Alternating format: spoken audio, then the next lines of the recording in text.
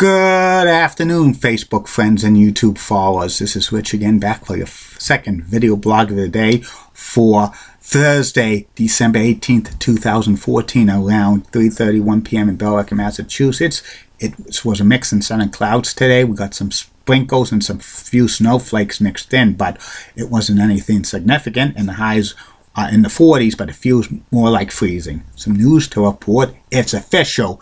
Antenna TV is coming to the Boston television market on January 1st on WBIN 50.2 out of Delhi, New Hampshire, but that's part of the Boston television market. Actually, it's going to be called WBIN Classics, powered by Antenna TV, but it's Antenna TV, my friends, Facebook friends and YouTube followers. Finally, after 4 years, Antenna TV is coming to Boston. This is great news for all your classic television fans. I knew it the day when Live Well Network was folding at the end of 2014 that WBIN was going to scoop up Antenna TV. So congratulations to WBIN TV. And that's about it on that, Facebook friends and YouTube followers. My next subject is about something that happened 21 years ago today on December 18th, 1993, that sent shockwaves throughout the sports industry and the entertainment industry. It was the day that Fox Broadcasting acquired the rights to the NFC games from CBS for $1.1 billion. They sent shockwaves everywhere, and the NFC games were on CBS since 1956, and a lot of people thought CBS would never lose them, but Fox scooped them up and took them. And Fox at the time was a network that was not struggling, but it wasn't the big boys yet. It was the fourth network. It was solid in its 7th season on the air, but it needed sports programming, and the way for them to get the sports programming was to get the NFL games, and they got the NFC package from CBS. Background on Fox. Fox was formed in April of 1987 by Rupert Murdoch, and they had programming on Saturday and Sunday nights. Saturday nights from 8 to 10. Sundays from 7 to 10, and it had some decent programming in the first few years it was on the air. They had shows like Married with Children, The Tracy Ullman Show, which had a short with The Simpsons, which became a regular series by January 1990. They had It's the Garry Shandling Show, 21 Jump Street, America's Most Wanted, Cops, Beverly Hills 90210, In Living Color, Melrose Place, Martin, and a few others. And Fox was doing decently. It was doing pretty good.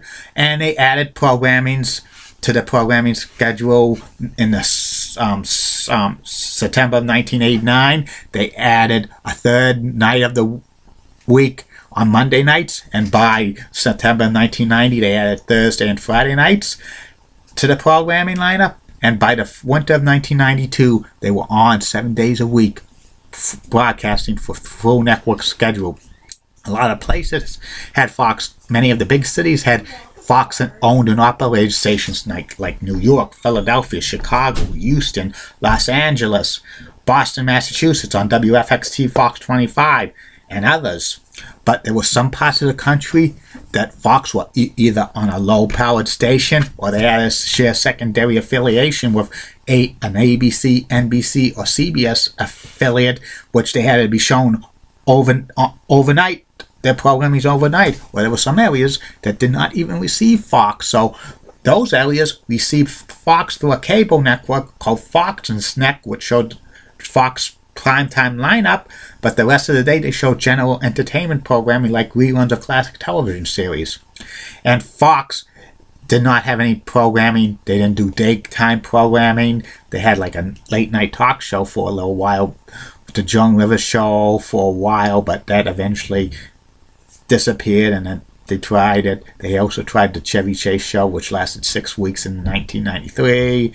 They didn't have any daytime programs, like no soap operas or game shows. The only daytime programming they had was like kids shows, cartoons, which were on Saturday mornings and sometimes during the week. They didn't have a network news program at all during this time, so they were basically just a general entertainment network and stuff. And They were desperately to get sports programming. In 1987, when Fox first formed, Fox made a bid to the NFL to acquire Monday night games from ABC, and they made a big bid. They made a bigger bid than ABC, but a lot of officials in the NFL did not want to take Monday Night Football from an established network, ABC, and put it on an upstart network, Fox, because they were afraid that many places wouldn't be able to see Monday Night Football and stuff. And 1990, the same thing happened again, that Fox made a bid to get Monday Night Football games from ABC, but a lot of the NFL executives said, no way, we're not going to be putting it on a network that's not really established.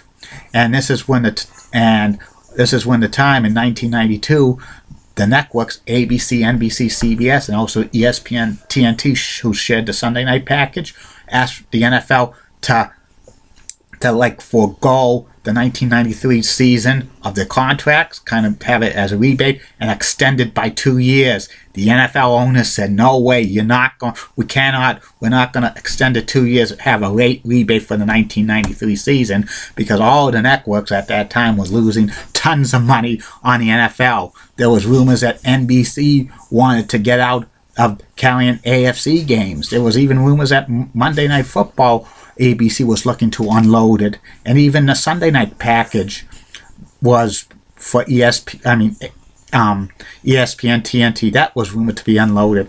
A lot of people thought the one thing that was safe was the NFC package from CBS, but CBS lost tons of money on their Major League Baseball deal, $500,000. So everything was in jeopardy for the packages, because Fox was waiting in the wings to scoop up any of those packages.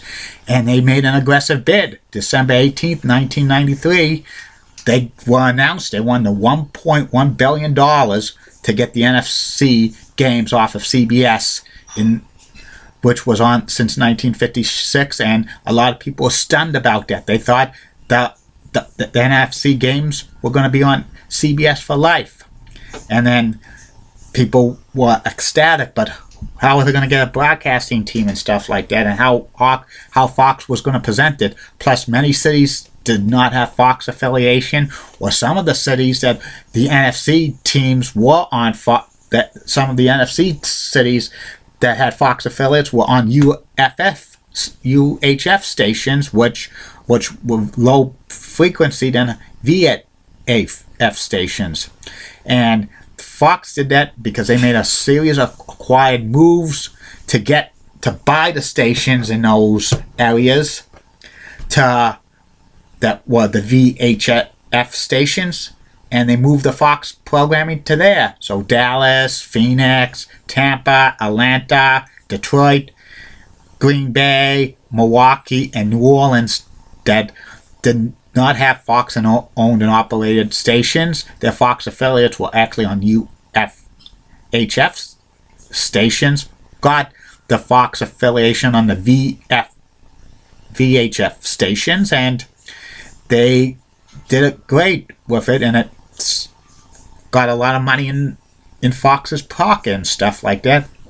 And this also, Fox also, to have credibility for the NFL games, they hired Pat Summerall and John Madden from CBS. They also hired Dick Stockton, James Brown, Matt Millen, and a lot of technical producers and directors from CBS as well. That CBS got shut out of the NFL for the first time since 1956 because of it, because the NFL made a deal with NBC, a handshake agreement to continue the AFC games on NBC for 4 more years, and also the NFL, the Monday Night Football package stayed with ABC, and the Sunday night package stayed with ESPN and TNT through 1994 and 1997. And when Fox did the NFL games for the first time in 1994, they had amazing graphics. Graphics were like kind of cutting edge and stuff. They had the box score, which was called the Fox box, the time of the game, how much time's left, plus the score and stuff, because before, networks would never show the score constantly. They would show it maybe a couple of times each quarter and stuff of this before going out to commercials and stuff. But Fox continuously showed the score of the game when they did the NFL games. Plus, they added more announcers like Joe Buck, Tom Brenneman, Kenny Albert, and a few others, second-generation sportscasters, I might add. And Fox did wonders for the NFL since they got it in 1994, and Fox really changed the industry when they picked up the NFL games. They became a true network, and this catapulted Fox upwards as a serious player in network television and stuff like that. It was a great day in sports in December 18th, 1993, when Fox finally arrived as a network. And the NFL is the major program that any network, if you're starting up a broadcast network, needs. If you have NFL games, you're going to be all set for your network, because that could promote primetime shows and stuff like that and it catapults your network up there. So this was a good thing that the NFL did, giving the games to Fox in 1993. And that's about it on that, Facebook friends and YouTube followers. Be back later on for the third and final video blog of the night, which will be about the greatest basketball player of all time, Michael Jordan. And don't forget, Facebook friends and YouTube followers, coming soon to these video blogs. Personality profiles about Ravishing Rick Rude, Julie Broughton, Heidi Pratt, Mike Modano, Dirk Nowitzki, Nolan Ryan, Emmett Smith, and so many others. See you later, Facebook friends and YouTube followers. Bye now.